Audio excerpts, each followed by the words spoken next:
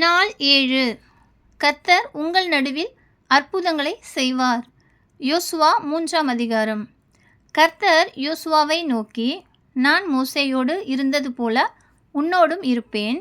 இன்று இஸ்ரவேல் ஜனங்களின் கண்களுக்கு முன்பாக உன்னை மேன்மைப்படுத்துவேன்.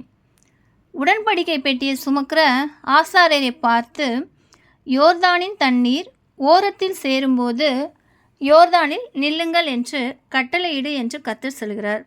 யோசுவா ஜனங்களை பார்த்து, ஜீவனுள்ள தேவன் உங்கள் நடுவில் இருக்கிறார்.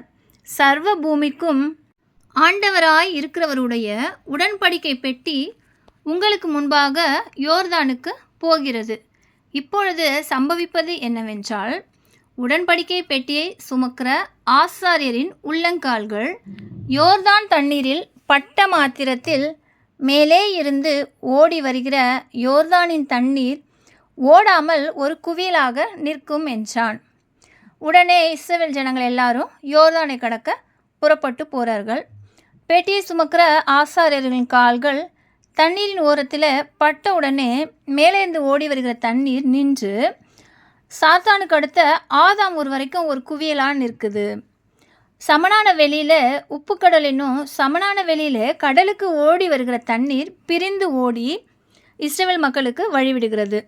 சகல ஜனங்களும் யோர்தானை கடக்கும் வரைக்கும் பெட்டியை சுமக்கிற ஆசாரியர்கள் யோர்தானின் நடுவில் தண்ணீர் இல்லாத தரையிலே காலூன்றி நிற்கிறார்கள்.